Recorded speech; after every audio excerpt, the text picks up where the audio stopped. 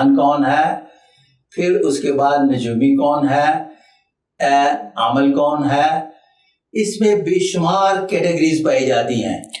آپ تمام کیٹیگریز کو ایک لین میں کھڑا نہیں کر سکتے. ایک قرآنی آیت میں آپ کے سامنے رکھ دیتا ہوں، معاملہ آسان ہو جائے گا دیکھنے والوں کے لیے بھی.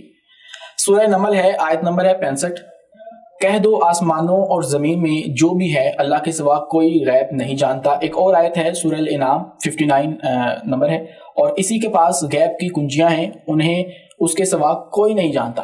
مطلب آپ غیب کا علم تو بتا دیتے ہیں.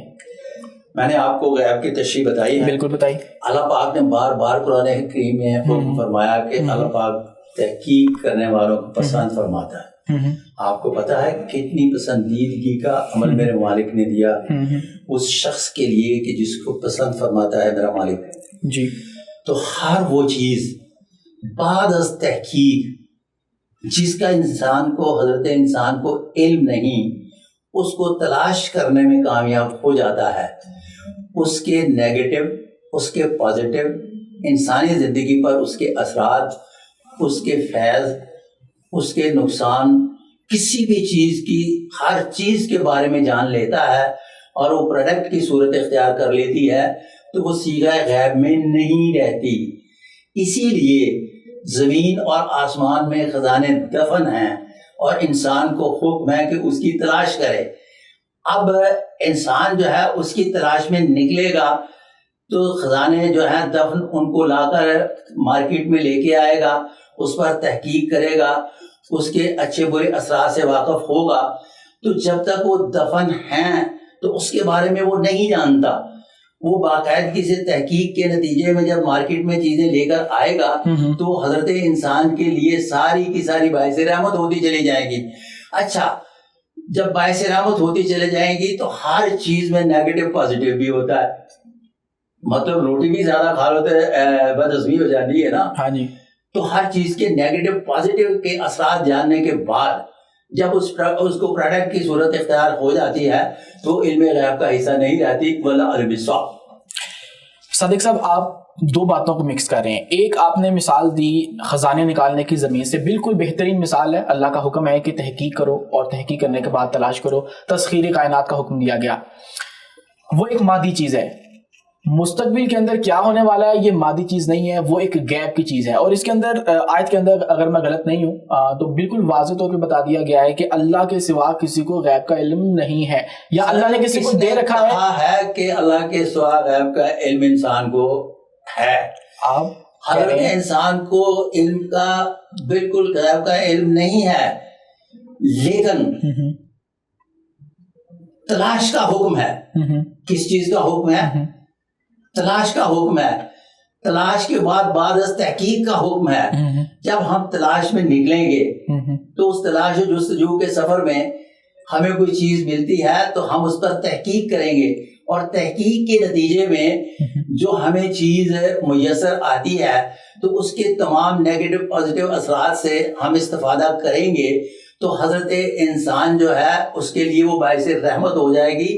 اس لیے بار بار چیزوں کے تسخیر کرنے اور تحقیق کرنے کا حکم ہے.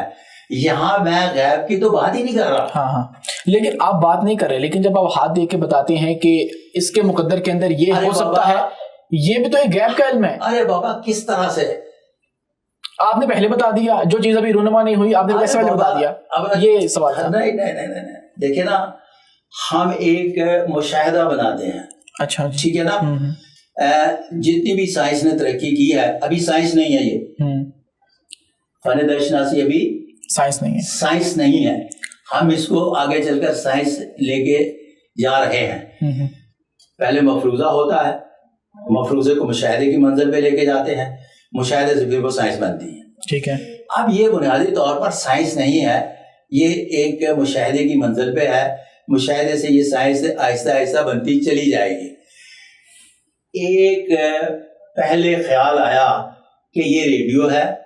ریڈیو سے پہلے جو حضرت انسان تھا جس نے ریڈیو کے بارے میں نہیں سوچا تھا، تو اس کو کہا گیا کہ آپ یہاں بیٹھے ہوں گے تو کہیں دور سے کوئی ایک ڈبے سے آواز سنیں گی. ٹھیک ہے. اس ڈبے نے ترقی کی، وہ آہستہ آہستہ ریڈیو کی صورت اختیار کر گیا. میری عمر کے لوگوں کو بتایا گیا کہ جناب اس ڈبے میں تصویر بھی آئے گی اور بولنے والا بھی آئے گا. تو ہم سمجھتے تھے کہ شاید اس بندے کو کس طرح سے وہ نظر آئے گا کہ اس ڈبے میں کس طرح سے وہ بندہ گھس جائے گا. ٹیلی ویژن آ گیا. ٹیلی ویژن کے بعد اب بغیر وائرس کی چیزیں آ گئیں.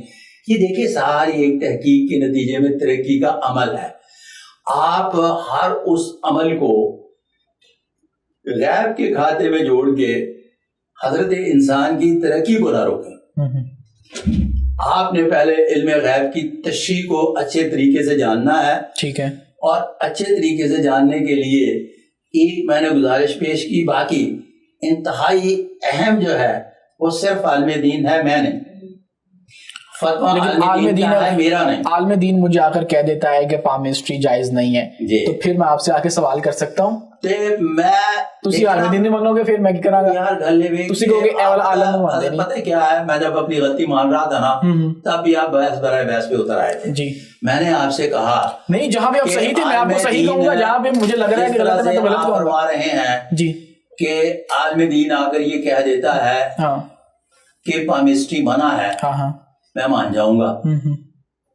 ارے بندے اللہ کے، عالم دین کہتا ہے کہ ہاتھ دکھانا منع ہے. آپ کو سمجھ ہی نہیں آ رہی بات. آپ پامسٹری کیا ہے؟ ہاتھ دے کے ہاتھ پہ لکیریں ہیں. بابا میں کہہ رہا ہوں کہ جب عالم دین کے پاس جائیں گے تو وہ کہتا ہے کہ حدیث مبارکہ ہے کہ 40 دن نماز نہیں ہوتی. ہاں جی. کچھ کہتے ہیں کہ ہاتھ دکھانا منع ہے. اوکے جی. دیکھنا منع کہیں نہیں ہے. جب دیکھنا منع نہیں ہے تو آپ کی میری بحث ختم ہو گئی. دیکھیں آپ کی میری اگلی بحث اس وقت شروع ہوگی جب آپ یہ فتویٰ لے کے آئیں گے کہ دیکھنا منع ہے. یہ فتوے موجود ہیں.